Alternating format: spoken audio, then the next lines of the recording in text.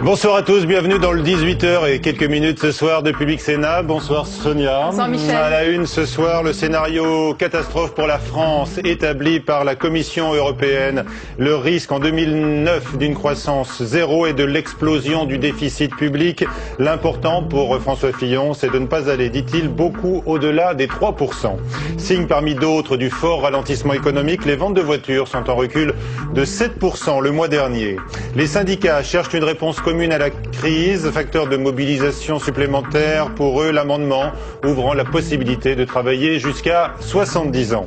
Les 50 ans du Conseil constitutionnel, nous venons de suivre le discours de Jean-Louis Debré en clôture de ce colloque aujourd'hui à Paris. Son président, donc Jean-Louis Debré, sera en ligne avec nous dans quelques minutes, Sonia. Et nous parlons d'abord donc de cet anniversaire. Oui, les sages du Palais Royal ont pris un peu d'avance puisque leur institution, créée par la Constitution de 58, n'avait été mise en place qu'en mars 59. Mais tant pis, c'est aujourd'hui que le Conseil constitutionnel fête en grande pompe ses 50 ans. L'occasion pour Nicolas Sarkozy d'évoquer le rôle protecteur de cette institution. On l'écoute. Le dialogue avec les autorités politiques, il est nécessaire pour le Conseil constitutionnel. Il nous incombe de tenir compte de vos décisions, mais il vous incombe de votre côté de tenir compte des évolutions de la société, des problèmes nouveaux qui se posent aux démocraties, parce que la première menace contre les droits de l'homme, c'est de laisser le champ libre au populisme, qu'il soit de gauche ou de droite, aux démagogues, de tous les côtés, et au fond, aux adversaires de la démocratie. C'est ce que vous avez su faire, par exemple, dans le domaine de la sécurité et de l'immigration, où votre responsabilité fut très lourde. Voilà, le Conseil constitutionnel rempart à tous les populismes, a déclaré Nicolas Sarkozy. Et nous interrogerons donc Jean-Louis Debré qui sera en duplex dans quelques minutes avec nous. Je vous dis également quels sont nos autres invités ce soir. Philippe Marini, rapporteur UMP du budget au Sénat, et Pierre Larouturou, délégué national du PS, au sujet des sombres perspectives de croissance en Europe, en France particulièrement, l'explosion des déficits, et puis également la polémique qui rebondit sur la retraite à 70 ans demain pour ceux qui le veulent. Oui, les députés de la majorité relancent donc la polémique sur l'âge de départ à la retraite. Dans un amendement adopté nuitamment, ils ont implicitement admis que les salariés pourront travailler jusqu'à 70 ans. Une mesure facultative qui fait bondir le Parti socialiste et les syndicats. Et déjà, la mobilisation syndicale s'organise. Pierre Bonde-Joseph. Ils ont le sentiment d'avoir été les derniers privilégiés, partis pour la plupart avec une retraite à taux plein à 60 ans. Ces retraités ne sont pas choqués par la possibilité offerte à ceux qui le souhaitent de prolonger une activité jusqu'à 70 ans. Je pense que tout le monde a gagné. Les entreprises, parce que les seniors représentent un potentiel de main-d'œuvre expérimenté très valorisable, très nécessaire. Cet allongement de la durée d'activité se traduit par une amélioration des comptes des systèmes de retraite et qui est profitable au système de retraite, y compris pour les générations qui nous suivent. Continuer à travailler si on le souhaite, pas si simple pour les syndicats. Depuis la réforme Fillon des retraites de 2003 et l'allongement progressif de la durée des cotisations à 40 annuités, beaucoup de personnes ont vu le montant de leur pension baisser considérablement. Comment voulez-vous vivre avec à peine 50% quand vous avez eu une carrière, par exemple, au SMIC pendant votre vie active? Donc c'est impossible. Donc ça ne sera pas un choix, ça sera une obligation, comme on en voit par exemple en Grande-Bretagne ou quand on le voit aussi aux États-Unis, qu'on voit des gens effectivement de 70 ans obligés de reprendre des petits boulots. Mais pas sûr que les Français aient vraiment le choix. Aujourd'hui, 2 sur 3 sont au chômage à 60 ans. Le vrai chantier reste celui de l'emploi des seniors, mais les sanctions financières ne sont prévues qu'à partir de 2010 pour les entreprises qui n'auront pas signé d'accord. Comme je vous l'annonçais, Jean-Louis Debré est maintenant en duplex de l'auditorium du Louvre à Paris, où le Conseil constitutionnel aujourd'hui a fêté son 50e anniversaire. Bonsoir Jean-Louis Debré. Bonsoir. Nicolas Sarkozy, on l'a entendu, compte sur votre institution pour ne pas laisser le champ libre au populisme. C'est quoi ce danger exactement et que pouvez-vous faire ? ce que nous pouvons faire, c'est, compte tenu des pouvoirs qui sont les nôtres de par la Constitution, faire en sorte que le respect de la loi, de la Constitution, des libertés publiques soit extrêmement bien délimité. Et donc éviter que peut-être certains profitent de situations pour proposer des réformes ou des avancées qui ne seraient pas conformes à la loi ou à la Constitution. Jean-Louis Debré, vous tâchez de moderniser le Conseil constitutionnel. On a vu par exemple qu'il y avait désormais des auditions d'experts et même des visites sur le terrain. Mais la grande nouveauté, bien sûr, va être introduite par la réforme de la Constitution, car demain, chaque citoyen pourra s'adresser à vous pour contester une loi.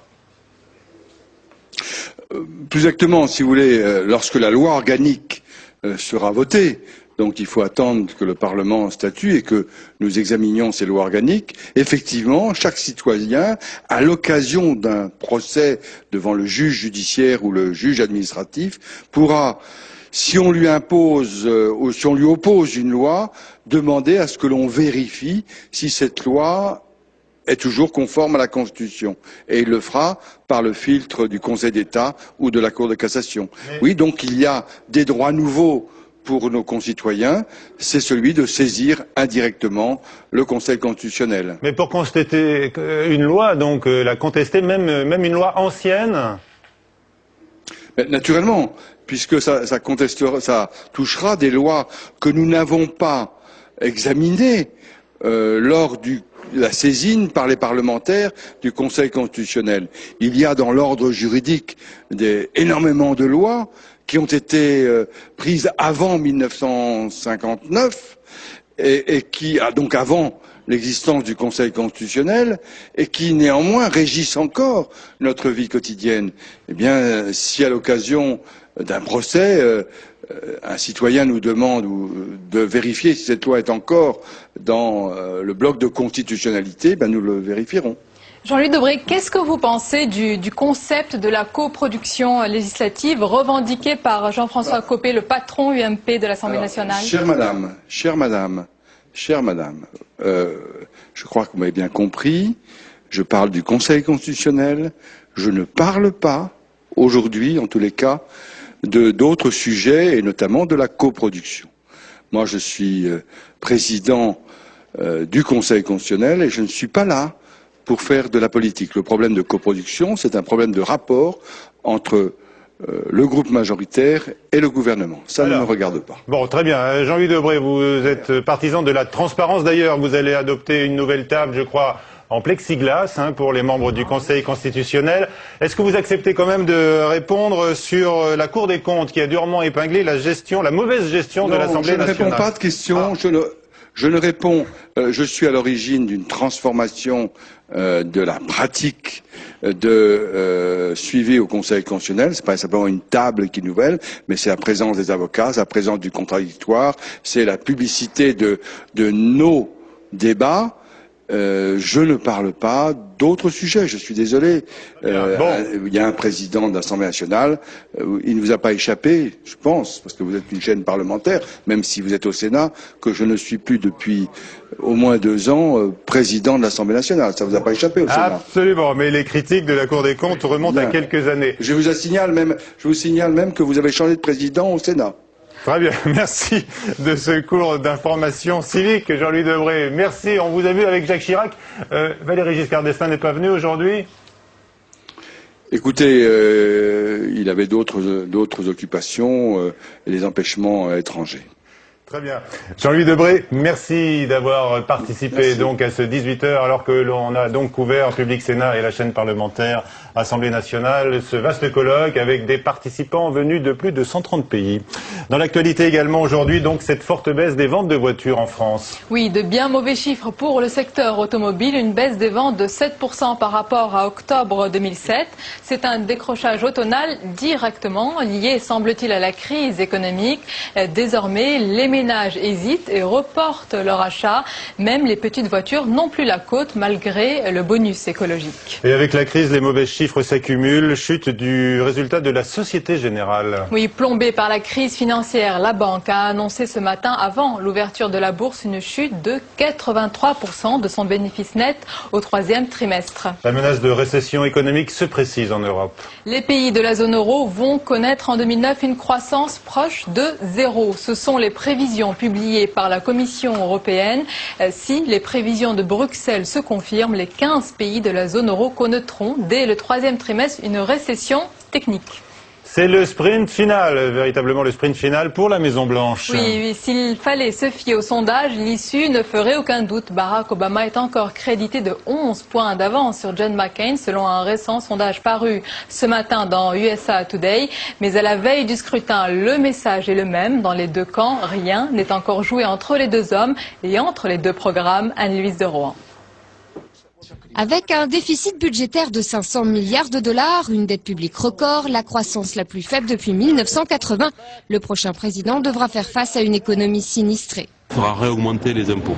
Et le grand problème du Parti républicain, c'est qu'il y a une idéologie anti-taxe telle que, au-delà de la récession qui va durer 2008-2009, les républicains seront massivement hostiles à une remontée des impôts qui est obligatoire aux États-Unis si on veut stabiliser la dette de long terme. Si John McCain veut baisser les impôts pour tous, Barack Obama prévoit uniquement de baisser les impôts de la classe moyenne et de les augmenter pour les plus riches. Autre thème central et rarement autant abordé, la question de l'environnement et de la dépendance énergétique, sur laquelle le futur président devra très vite prendre position. McCain lui insiste énormément sur le nucléaire. Il parle de construire 45 centrales nucléaires assez rapidement. Obama, lui, mise plus sur l'efficacité énergétique, donc la réduction de consommation, sur les énergies renouvelables. Puis au cœur des préoccupations internationales, l'épineuse guerre en Irak. Pas question pour l'ancien vétéran du Vietnam de rentrer sans une victoire. Il laisse donc une chance aux troupes américaines jusqu'en 2013. Pour son opposant, c'est un retrait maximum en 2010, avec l'intention de se recentrer sur l'Afghanistan. Deux programmes différents pour deux générations différentes, car c'est la première fois que les Américains doivent faire face à deux candidats qui ont près de 30 ans d'écart. Des parlementaires européens étaient réunis au Sénat aujourd'hui, parmi eux d'ailleurs René van der Linden, bonsoir, élu des Pays-Bas. Bonsoir. Et tous les représentants donc des 27 pays, des 27 membres de l'Union européenne se sont retrouvés pour discuter sécurité énergétique et Europe des citoyens. Mais à la veille des élections américaines, tous espèrent un renouveau des relations entre l'Europe et les États-Unis. Flora Sauvage. Quel que soit le nom du futur président des États-Unis, les Européens attendent beaucoup de lui. Invités dans l'hémicycle du Sénat, les parlementaires de l'Europe entière espèrent un changement de cap radical de la politique étrangère américaine. J'espère que les relations entre les États-Unis et l'Europe vont être renforcées. Car en période de crise mondiale, je suis persuadé que nous avons besoin d'une Europe forte et d'une Amérique forte. C'est pour moi le seul moyen de réguler les marchés financiers et notre système financier dans son ensemble. Les parlementaires européens veulent croire que l'arrivée d'un nouveau venu dans le bureau ovale va changer les relations entre l'Europe et les États-Unis. Obama, mais aussi McCain, vont prendre l'Europe un peu plus en considération que ne le faisait jusqu'à présent l'administration Bush. C'est très clair. Et donc l'Eurogroupe aura une place sans doute plus importante à leurs yeux. Après 8 ans d'administration Bush, les Européens ont pris parti dans leur grande majorité pour Barack Obama, mais il reste encore à créer une Europe soudée. Pour les Américains en général, l'Union européenne en tant que telle n'existe pas. Il existe la France, le Royaume-Uni, l'Espagne. Donc je crois que c'est à nous, aux Européens, de faire de sorte que nous faisons une union à l'égard des États-Unis. Beaucoup d'Européens espèrent qu'Obama, une fois élu président, va améliorer les relations transatlantiques. Un excès d'optimisme semble régner sur la vieille Europe. Puis enlèvement d'un humanitaire français en Afghanistan, Paris confirme cette information et assure que les autorités se mobilisent pour obtenir sa libération. Malgré la crise de la presse, il y a quand même des lancements et depuis ce matin, il y a 2 nouveaux quotidiens sportifs sur le ring. Oui, ils ont fait leur apparition en kiosque ce matin, 10 sports et aujourd'hui comptent bien grignoter quelques parts de marché à l'équipe qui a vu sa diffusion chuter de 7%. La concurrence s'installe donc dans la presse sportive. Nicolas Béard. Le coup d'envoi a été donné ce matin dans les kiosques. L'équipe a désormais de la concurrence. D'un côté, le Disport associé au groupe Next Radio TV, c'est-à-dire RMC, BFM et BFM TV. Aux manettes, Michel Moulin, l'ancien conseiller sportif du PSG. Pour lui, grâce à la puissance médiatique d'Alain Veil, le quotidien devrait très vite être rentable. Il y a 70 journalistes d'RMC qui ont travaillé sur notre journal. De l'autre côté, j'ai 25 personnes, donc vous voyez, il y a 100 personnes malgré tout, mais il n'y en a que 25 que je paye, le reste je le paye, mais d'une façon en commandant si vous voulez, ils deviennent mon agence de presse. Mais c'est génial, c'était d'aller voir Alain Veil et de lui dire on peut mutualiser tes journalistes. De l'autre côté, Aujourd'hui Sport, le petit frère et la riposte de l'équipe. Tous deux sont détenus par le groupe Amaury, même tarif, même nombre de pages. Pas question pour eux de se faire voler des parts de marché. C'est un secteur économique, la presse écrite comme les autres. Donc évidemment que lorsque un nouveau concurrent arrive, on ne peut pas demander au groupe Amaury de rester les bras croisés et de rien créer. On ne va pas demander au groupe Amaury non plus de faciliter l'arrivée de concurrents. Pas facile donc de jouer sur le terrain de l'équipe. Jusqu'à présent, le premier quotidien sportif a eu raison de tous ses concurrents, comme du quotidien Sport lancé en 1988. À l'époque, il avait fait faillite en quelques mois. La suite du 18h avec la retraite à 70 ans, les risques de récession et d'explosion des déficits avec nos invités tout de suite. Avec donc Philippe Marini, Pierre Larouturou et le parlementaire néerlandais René van der Linden.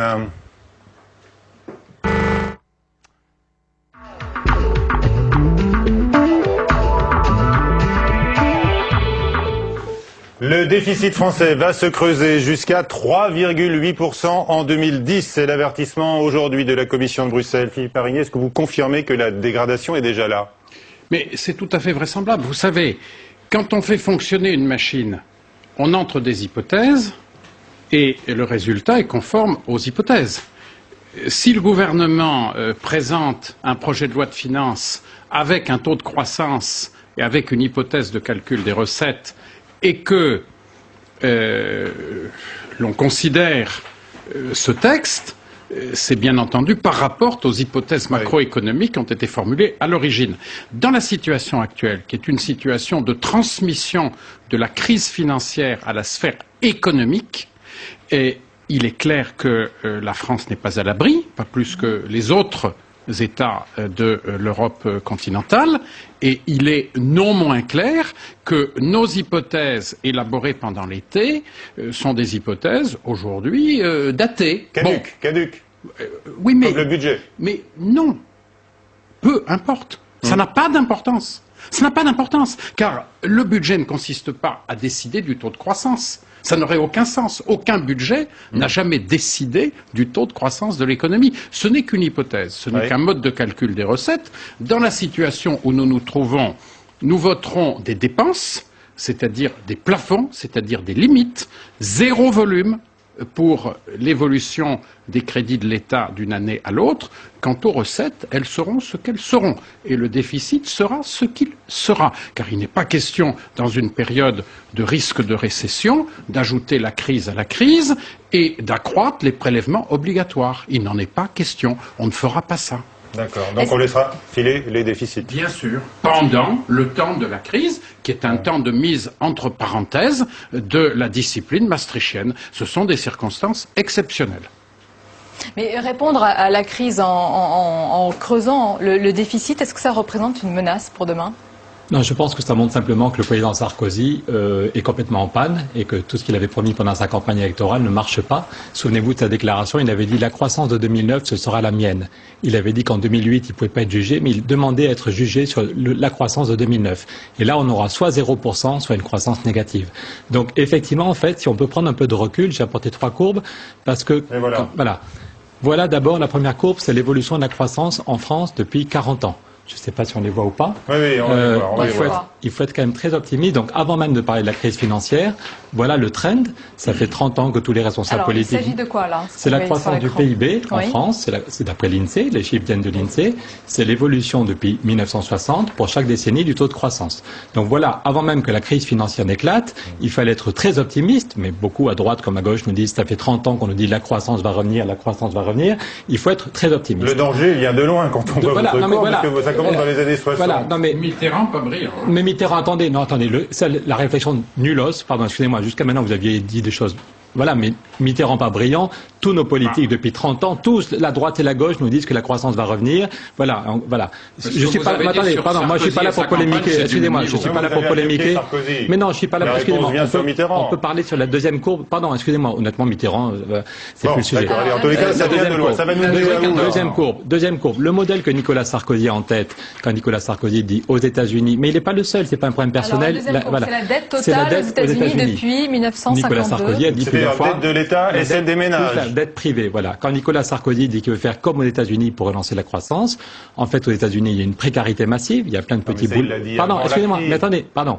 Il faut vous dire que la croissance, la crise ne va pas juste durer 1 an. Voilà, on sort de 25 ans de fuite en avant. Les pays qu'on nous montre comme des modèles parce qu'ils ont une croissance plus forte, les États-Unis, l'Espagne, l'Angleterre, l'Irlande. Vous dénoncez là le danger du surendettement. Non mais pardon, c'est juste. C'est depuis l'arrivée des. Est-ce qu'on peut mettre la courbe en grand parce qu'elle est passionnante. Non mais elle est fondamentale. Elle est fondamentale. Et vous vous appuyez sur cette courbe, Pierre Larouturou, pour dire ce qui s'est passé, c'est-à-dire le krach qui était prévisible en raison de cette. Voilà, moi ça fait 8 ans que je montre cette courbe partout, que je l'actualise, mais c'est depuis l'arrivée de Ronald Reagan. Jusqu'en 1981, jusqu'à que les libéraux gagnent la partie idéologiquement, il n'y avait pas besoin de dette pour nourrir la croissance. Dans tous les pays, on avait mis en place après la guerre des règles collectives pour que tout le monde ait un boulot et que les salaires progressent comme la productivité. C'est le patron des automobiles Ford, qui avait dit il faut que tout le monde ait un vrai boulot et un vrai salaire si on veut avoir des consommateurs. Et depuis 30 ans, les libéraux ont expliqué que ces règles collectives, ça ne marchait pas et que c'est par la liberté individuelle qu'on pouvait s'en sortir. Dernière courbe, et on va comprendre pourquoi tous nos pays vont tomber dans la récession. Dernière courbe, c'est ce qui va au salaire dans le PIB. Cette courbe, c'est pour la France, mais en Allemagne ou au Japon, c'est encore pire. Dans tous les pays occidentaux. Vous montrer la part des actionnaires. C'était une courbe inverse. Voilà, c'est le contraire. Cette année, il y a 200 milliards d'euros qui vont aller aux bénéfices au lieu d'aller aux salariés. Fort de cette analyse que vous nous livrez ce soir, qu'est-ce qu'on fait face à la crise aujourd'hui ? Quelle alternative C'est juste pour montrer que la crise n'est pas financière, c'est d'abord une crise sociale. On paye 30 ans on a laissé pourrir la crise sociale. Dans tous les pays occidentaux, il y a un chômage et une précarité massive. Ce qui va à la consommation ne suffit plus. C'est d'abord un problème de dignité humaine et de justice sociale. Mais même il y a 5 ans, avant que l'émission commence, je vous citais le rapport de la BRI, la Banque des règlements internationaux, qui regroupe toutes les banques centrales du monde, et qui il y a 5 ans tirait la sonnette d'alarme déjà en juillet 2003 en disant on risque une récession mondiale parce que dans tous les pays, ce qui va au bénéfice est trop important et ce qui va aux salariés et à la consommation est trop faible.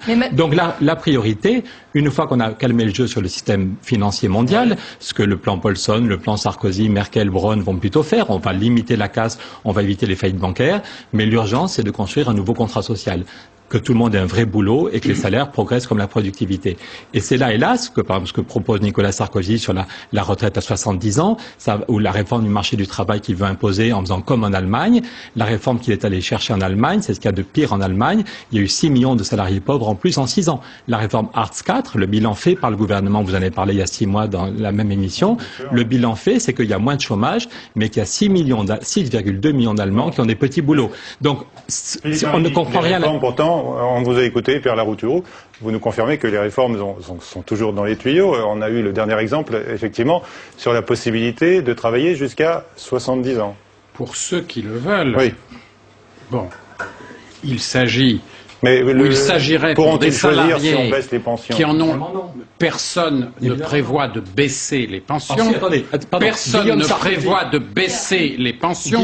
Monsieur Larouturou, écoutez, ne confondez pas Guillaume et Nicolas, s'il vous plaît. C'est le frère. Oui, attendez. Moi, je ne sais pas si vous avez des frères et ceux qu'ils ont déclaré. Je n'ai pas vérifié avant de venir. Je reprends la parole dans une minute. Oui. Je reprends la parole. C'est très important.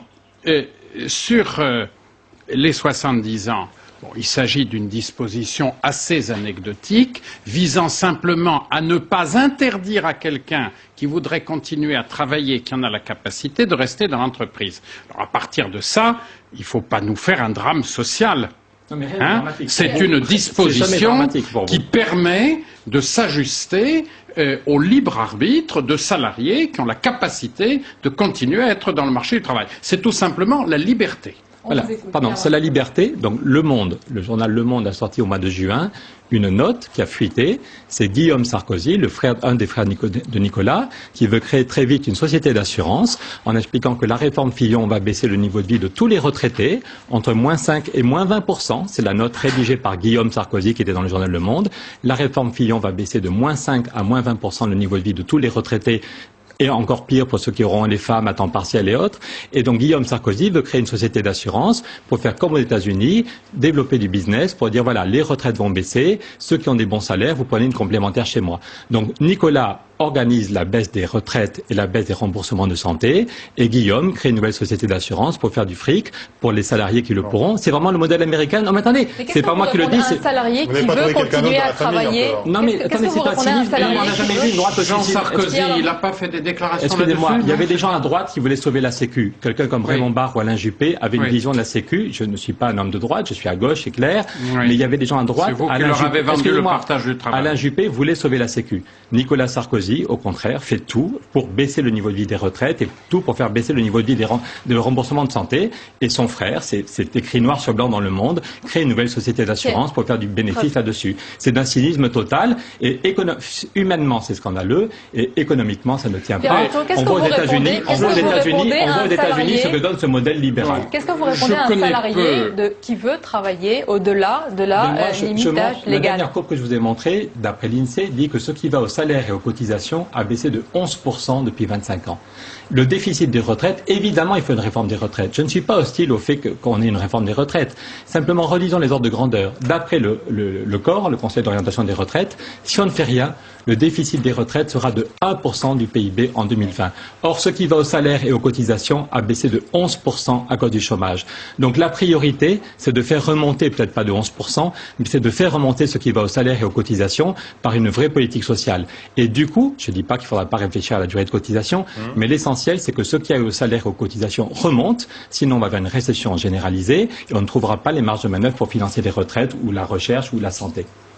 Oui, deux choses. Sur Guillaume Sarkozy, que je connais peu, dans mon souvenir, il est président du groupe Médéric, qui est un groupe paritaire, patronat, syndicat, société de droit privé. N'est-ce pas? Lisez Le Monde, monsieur. Il veut créer une société de droit privé en espérant 9 milliards de chiffre d'affaires. Ce que vous avez dit à son sujet me semble vraiment être tout à fait à la limite de ce qu'on peut dire en termes d'attaque personnelle. Dans le journal Le Monde. On va l'inviter sur ce plateau. Vraiment. Oui, là, je crois que vous pratiquez l'amalgame d'une manière complètement inadmissible. On va l'inviter sur ce plateau. Oui, c'est d'un cynisme. Je pense que vous faites également injure aux membres de son conseil d'administration qui, pour la moitié, sont des représentants des salariés. Il veut créer une société de droit privé. Je crois que il viendra nous en parler lui-même. Filiale de son institution, qui est essentiellement une institution de répartition. Alors, avec nous aussi sur ce plateau, René van der Linden, membre du Sénat néerlandais. Ah oui, comme les débats sont passionnés en France. Hein. Oui. Alors, mais c'est plus fort que chez nous. Ah oui? Oui. On travaille jusqu'à quel âge chez vous, au plus tard, là? L'âge de la retraite maximum. On discute ces choses comme ça, mais dans une manière beaucoup plus lentement et pas tellement vivant. Alors, vous avez participé aujourd'hui à une journée de débat au Sénat avec les présidents des commissions des affaires européennes de l'Union. On suppose que dans toutes les conversations, le sujet c'était la crise et l'Europe. Qu'est-ce qu'il s'est dit? Oui, ça c'est vrai, et je crains que nous sommes au début de la crise économique. Et comme chaque crise, il pose des problèmes. Il va poser des problèmes très sérieux pour toute l'Europe. On peut discuter les affaires françaises ou néerlandaises, mais nous sommes dans le même bateau. Et à cause de ça, c'est nécessaire de prendre des mesures au niveau européen.